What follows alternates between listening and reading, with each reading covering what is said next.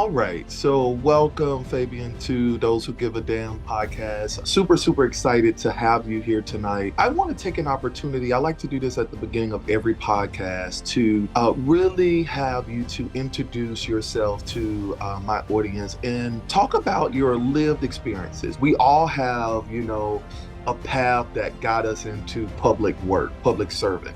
How did you get on this journey as a public servant? All right, that is a great question. And thank you so much for having me on your show. And I love the name of it, Those Who Give a Damn. So very catchy. So I'm definitely honored to be here. Once again, my name is Fabian Nelson. I serve in the Mississippi Legislature. I represent District 66, which is Southern Hinds County, so a little bit of South Jackson, Byram, and Terry. And it's just been an honor. This is my first term. I just completed my first session this year, ready for the next year, for the next session to come about. And getting into public office, it's not something that I focused on and constantly said that's what I want to do. But when I was in the 4th grade, we visited the state capitol in one of my classes.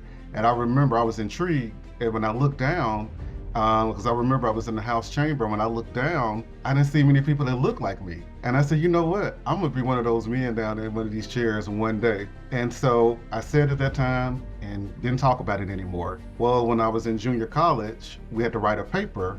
And in the paper, it wanted us to talk about the future, what would the next 15, 20 years look like. And ironically, I said in the next 15 years, I will be serving in the Mississippi Legislature as a representative. And so I put it out there on the paper. And once again, I still just kind of put it on the back burner. I wasn't actively pursuing politics. But I got here, I started working, in my community, trying to, get change, some positive change. And what I've learned is you can get more done when you have a seat at the table versus being on the outside.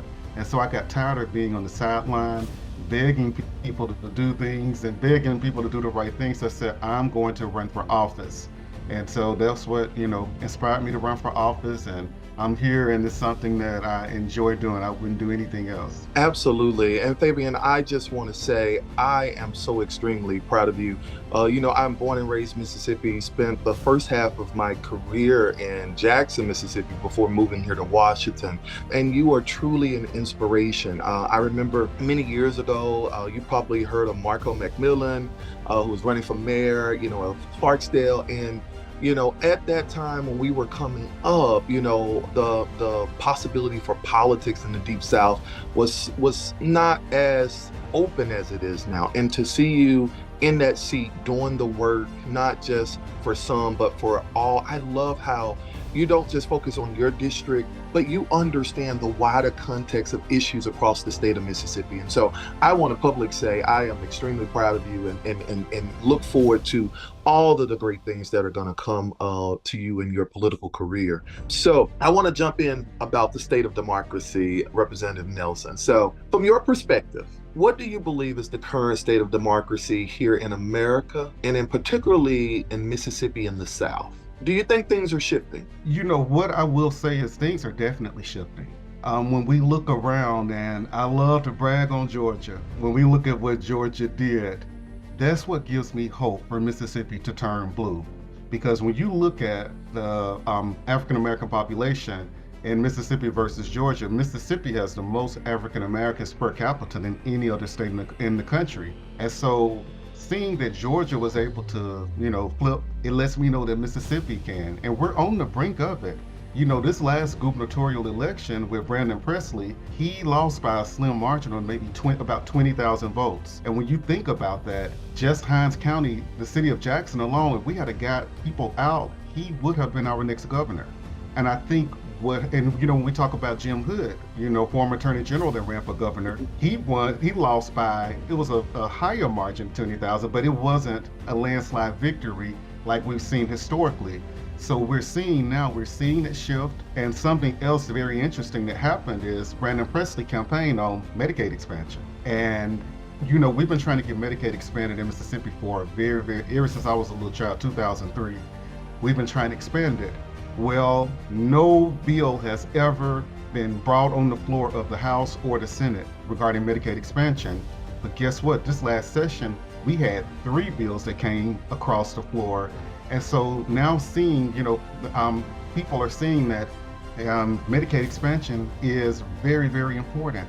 And so it's shifting. People are waking up. People here in Mississippi are tired of being down at the bottom. We want to be first in something other than obesity in Mississippi. Absolutely. And Fabian, you make a great point about the landscape shifting in Mississippi. And what do you think is needed to, I know we always say resources and money, right? To be able to get out the vote, to be able to educate people. What do you think is needed of why we are missing the margin? Like, for example, that 20,000 votes, etc. Is it money? Is it resources? Is it messaging? What exactly is it? When we look at Brandon Presley's campaign, he raised a lot of money. I mean, I forgot how much it was, but he broke records with his fundraising efforts. So he had the money, but what happens is, and I can only speak for the South because I've only run elections in the southern states. But in the South, it takes you getting out there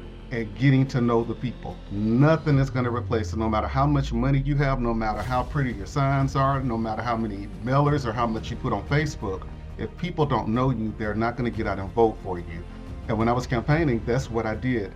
I went out and I let people get to know me. I talked about the position I was running for, because when you think of House of Representatives and Senate, people don't think that those are important positions. They think that we just go up there, we sit up there for 2, 3, 4 months and do absolutely nothing, when that is what really controls our state budget, the laws that we need to pass, the laws we need to repeal. We have so much power in that chamber, and a lot of people don't realize that when you look at House races and Senate races, very low voter turnout. Like, my district is about 26,000 people, and I had, I think, maybe 6,000 people out of that came and actually cast the ballots. And so it's going to be, our candidates really getting out there. But what we have to do is we have to start mentoring our candidates, and we have to teach them how to run for office. Because when I ran, I didn't know anything I never run for office before, so I had a lot of trial and error. But we got to start molding and shaping our people. When we see young leaders, identify them. We need to be preparing somebody to take our place. I'm preparing somebody right now to take my place. And so, when I leave office or go to another office, I don't want all the work that I'm doing now, I don't want it to be in vain when somebody comes behind me and messes it up. Absolutely. What do you think is the biggest obstacle in creating a more inclusive democracy in the South? I think what the biggest problem is, we talk about conservative values here in Mississippi. And I was having a conversation with a friend yesterday. We were talking about Democrat and Republicans. When we look at it, a lot of Democrats have conservative values as well. And so it's not only one party has conservative values, but it's how they are defined. And so what we have to start doing is we have to start being vocal about things. One thing, if you kind of, follow what I do in the legislature, I look at the small things, because the small things are important. You have a lot of legislators that want to get there and just turn the world upside down with big dreams and big goals. I ran on broadband expansion because I have rural parts of my district. When I got in here, we had $1 billion, I think $1.8 billion in federal money, and I worked with them, and I got about 19 million of that coming to my district for broadband expansion. Because once we do that, we're going to get economic development in the area. And so we have to start looking at the small things. We have to start looking at our marginalized communities. I do a lot of work with criminal justice reform. And so we have to look at those things, and we have to touch the communities that aren't being touched, because people are hurting here in Mississippi. So we got to go touch every single person, let everybody know you're important. Absolutely. And Fabian, I heard that about you in DC when you were running your campaign. Some of my friends was like, he is absolutely going to win. So because he is on the ground, he is a foot soldier, as we call it. And that is a great advice that you are giving young people. Like, you have to touch the people, right? You can have money, you can have millions of dollars, but if the people don't know you, they haven't seen you, they haven't heard from you, you are not embedded in their community, the chances of you winning that election is going to be slim to none, or to get out the vote, right? Yeah. And it leads into my next question of solving some of the problems. But what issues today in regards to leaders, as we look at the South evolving, right? The Southern communities, we see the evolution, right? We saw it with Mississippi moving to bring down the Confederate flag. The talks, like you said, about Medicaid expansion is growing, right? Teacher pay raise, etc. We see that these issues are evolving. I see it. I write about it. I'm actively engaged in it. But nationally, people don't always see or think that they are evolving. So they tend not to invest the money, the resources, because it's like Mississippi is a wash, or, certain parts of Georgia is a wash. What is your advice to leaders to help them kind of understand that the South is not forgotten, that people are progressing? We see it every year. I see it every year in the state legislative. I see it every year in Georgia. I see it every year in Mississippi. How do we reach to Washington? How do we get it to DC where people don't throw away those resources and they take Mississippi and Georgia in places much more serious? Yes, absolutely. One of the things I want to talk about is, when we talk about the South, we understand, you're on the ground, you understand that things are indeed shifting. In Mississippi, they are totally shifting. People thought we would never bring down the Confederate flag, and it happened, right? People thought that, the conversations around Medicaid and Medicare expansion would be a mute issue. There's more conversation around that now than any, right? When we look at education reform, when we look at teacher pay, healthcare, all of those different things, you're talking about broadband, internet, all that. Those conversations are happening, Representative Nelson, much more than I remember when I was in Mississippi a decade ago. So the South is changing. But people sometimes tend, and when I say people, leaders here in Washington sometimes tend to say, well, that's just Mississippi. We're not going to invest as much, right? But you understand, you're on the ground. What is your message to that theory about the South in Mississippi and Georgia and Alabama and places? It's just it's a huge misunderstanding, when people think of the South. And what I always like to tell people is, if Mississippi is so bad, if we're so uneducated here, why do so many people from other states come and go to our colleges here in Mississippi? We have a lot of out-of-state students that come here because, number one, our colleges are affordable, and we have great colleges here. So there are great things here in the South. One thing that we have to start doing is we have to change the narrative that's spinning around Mississippi. Because when you go, sometimes when I travel and I tell them I'm from Mississippi, they ask, do y'all still have dirt roads? I said, yeah, we have dirt roads in some parts, just like your state have dirt roads in so far. Every state has a rural portion to it. And so we have to work to change the narrative. We have to show people what's going on. That's why I try to be as vocal as I possibly can. I go to a lot of conferences. I speak at a lot of different things to show them that we really have some great things here in Mississippi. And we have had a huge pivot, in the legislature this term with a new speaker. We have Speaker Jason White, and he is an amazing speaker. With Jason, he listens and he's in tune with the people. And just him bringing the Medicaid expansion bill up, he took a lot of slack within his district about it, but he did it because it was the right thing to do. And so that's what we have to start doing. And that, when we brought Medicaid expansion to the table, people said, wow, in Mississippi, people are saying, okay, I might be able to get with it. So when we do things like that and start rebuilding our economy, it's going to be great. We just got the largest economic development project in the history of Mississippi, which is a $10 billion AWS, Amazon cloud data center that's going to be coming here.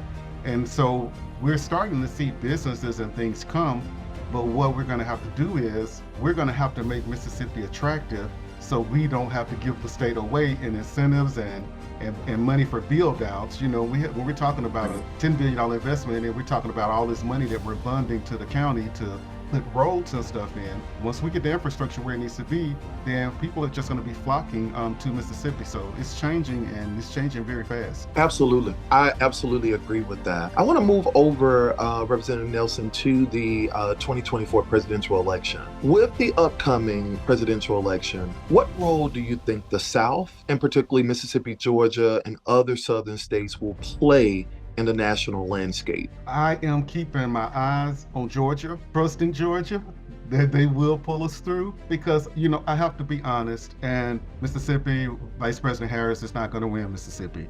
Right. It's a red state, but thankfully we don't have many electoral votes, and so we're going to have to really focus, keep our eyes on Georgia. I was actually out in Georgia last weekend campaigning for Vice President Harris on the ground out there. And so we've just been campaigning in Georgia, because I think that is going to make or break the election, just like it did with President Biden's election. And so the South is important and Mississippi is important. And let me tell you how important Mississippi is. When Roe v. Wade was overturned, that initiated here in Mississippi. So that's, this little small rinky-dink country state that people have written off and don't think it's important was able to do something that big. So Mississippi is an important state. That wasn't the right thing to do, but that lets you know that we do have a voice and we have a strong voice. And unfortunately, what we see happening is a lot of bad policies and things come here as Mississippi as a test state. They say, we're going to try it out and see if it works. Well, we'll go to Mississippi and do it. If it worked there, then we'll try to spread it. And the southern states, they all do what we call cookie cutter legislation. So if something bad is in Florida, they'll take the bill and say, hey, let's try it in Mississippi. So southern states are really the foundation, of our country, as well as the foundation of our democracy. Absolutely. So, Fabian, I want to move into complete the sentence segment. So, I'm going to start off with the very first one here. The biggest misconception about Mississippi is we are uneducated. How do we change that narrative? We have to continue being great. We just have to show people what is here. One thing, if you notice, whenever documentaries, people filming documentaries, whenever they come here, they are going to always go to the worst part of the state and find the worst images. So what we have to do is we have to start highlighting good things. When we have media people come here, we got to say, look, you got to go and highlight the good stuff that we have going on, not the bad stuff, because with the media, it can be very polarizing. The media, here, for instance, right here in Jackson, Mississippi, you would hear all over, Jackson is so bad, and murder capital, and all this and that. Yeah, we do have crime here in Jackson, but guess what? Crime is everywhere else. But they really spin the narrative that Jackson is such a bad city, when in actuality, it's not. When we start looking at the crimes and the breakdown of crimes, probably about 80% of the murders are domestic related. These are people that know each other. It's not just random people that just on the killing spree. So we have to start making sure that we're spreading, a positive narrative. I met with this gentleman. He's going to be doing some stuff over at one of our airports. He's going to be over the leasing, the FOB portion of it. And so he came down and he said when he first got here to Mississippi the first time, the Uber driver picked him up and said, hey, what are you doing here? He said, I'm here on business. I'm, ready to, do a business deal. And the man told him, we're in Mississippi, in Jackson. No, you don't need to come here. Jackson's bad. And so the people here and around us, we got to change their mindset and let them see how great Jackson really is and Mississippi is. Absolutely. I totally agree with that. If more young people get involved in politics, we will see Mississippi turn blue. The change I want to see in the South is? The change I want to see, there are a lot of changes, but the change that I want to see is I want to see open-mindedness, inclusiveness. I want people to make sure that, when we're making policy and laws, that we're always considering, other people. We can't sit here and do something because it's self-serving, it's going to be self-serving for us or others.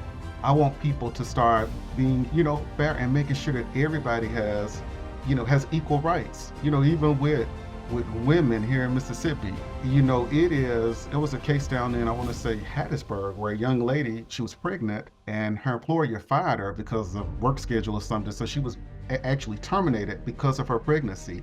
And that's not against the law in Mississippi. It's not a state law, but it's a federal law. And so we got to start talking about those things. And because when you think about things like that are happening, when we have companies that are considering relocating and coming here, they're going to look at the makeup. They're going to say, hey, how open-minded is Mississippi? If Mississippi has very harsh anti-LGBTQ legislation, when we talk about Fortune 500 companies, they're not going to want to come here because they're going to say, we want to retain talent and we're inclusive in our environment. And so we got to make sure that we are, breaking down all of these barriers. And, we're the Bible Belt, so we need to start living the life that we preach about. Absolutely. Absolutely. A piece of advice I'll give to someone considering public service. That's a trick question, isn't it? A piece of advice that I would give someone considering public service is you need to find a mentor. You need to find somebody that thinks like you with similar policies, and you need to start shadowing this person and make it known to this person that, hey, I'm considering running for office. Because when I tell you public service, it's nothing like you think it is. It's nothing like people think it is. We're part-time legislators, and so that's what they call us, but in actuality, we're not. We're full-time. When we're not in session every single day, we have stuff that we have to get out here and that we have to do. And so that's the first piece of advice. The second piece of advice is get ready to work your butt off. And if you are, if you're not willing to put your all into it and put your heart into it, it's not for you, because we help a lot of people and they don't have their heart into it. And that's why we see our communities crumbling down around us, because their heart isn't it. They're not going to work and make the sacrifices. It requires a lot of sacrifices to do what we do and do it effectively. And the third piece of advice is always maintain your integrity, and whatever you believe in, you need to stand firm on that. You have to be true to yourself. You got to be true to your constituents. Because when you start getting out here doing all those other things, you hurt yourself. And so be true to yourself. And if you are yourself, I promise you, people will love you. It's people that aren't going to like you for many reasons, but when you're true to yourself, there's going to be so many people that are going to be able to relate to you. And, people will, they'll like you. Awesome. No, that's good. And, this is the last podcast before the election coverage. So if people stay home this Tuesday, the biggest risk is? If people stay home and don't get out, the biggest risk is the little bit of a democracy that we have and that we know is not going to be existing anymore. When we look at, at both of our candidates, when we look at, Donald Trump and the policies that he wants to implement, it's going to put us back in the dark ages. People have to get out and vote. This is so important. And it is, I find it very disturbing that a lot of people are saying that they're not going to vote for Vice President Harris because she's a woman. That has absolutely nothing to do with the job, your race, your gender, none of that. All I'm concerned with is, can you do the job? And that's what we have to get away from. Now, it is a plus that she is a woman because she's breaking down barriers, but I'm not saying she should be president just because she's a woman. I'm saying she should be president because she's the best choice that we have. And when we talk about our country has turned around completely over in the Biden administration. Are there some problems there? Yeah, there are. Every president is going to have problems. They're not going to be able to solve every single thing, but we have to look at where we are now versus where we were before the Biden administration.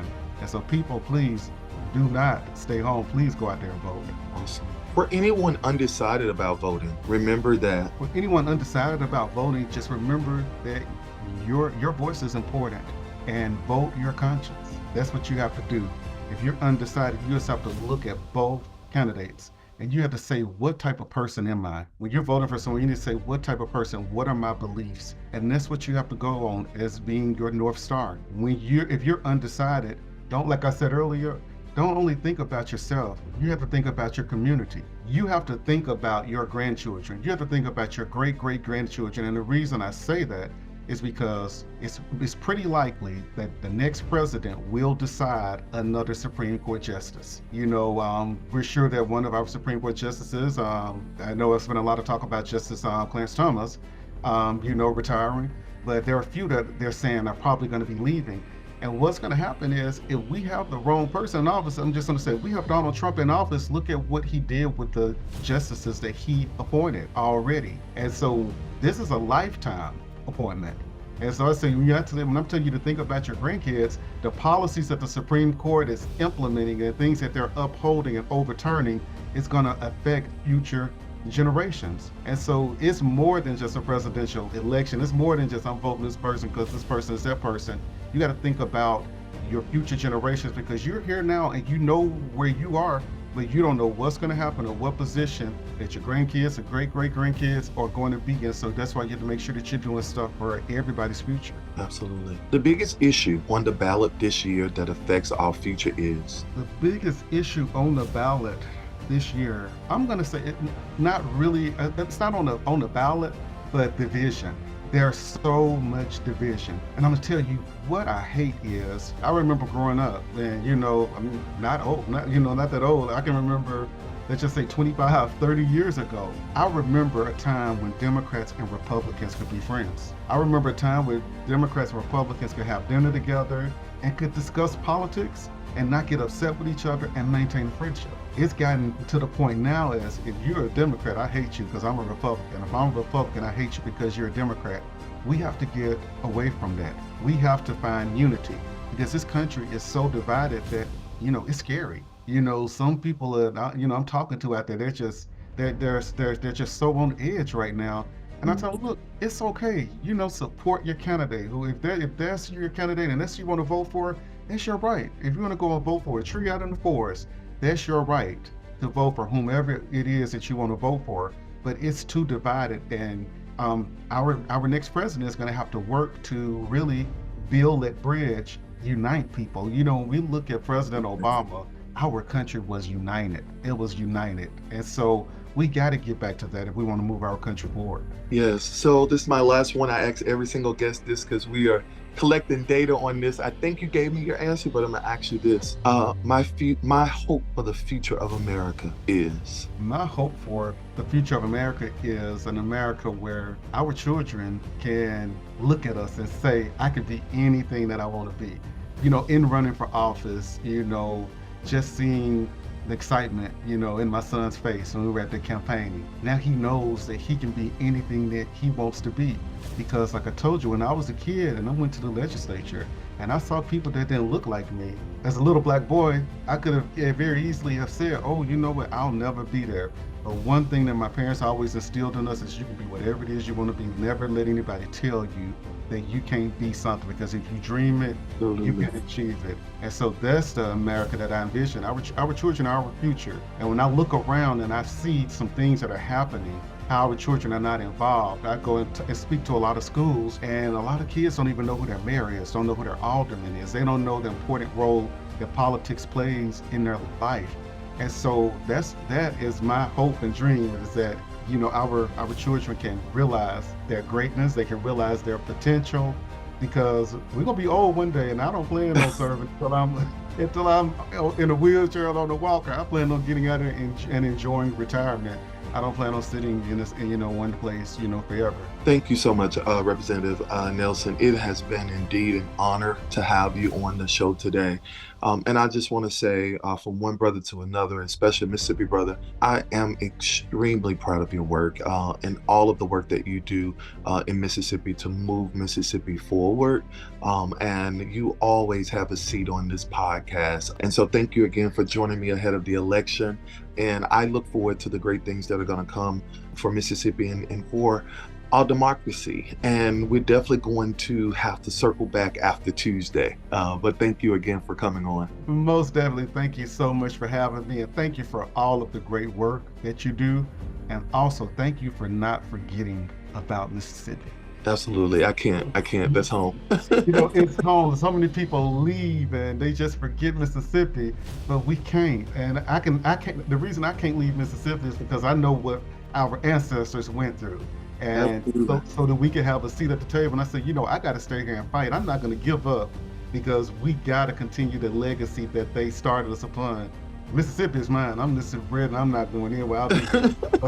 So I'll come visit other places, but definitely I appreciate all the work that you do. And if I can be of assistance to you with anything, please let me know. Thank you, Fabian.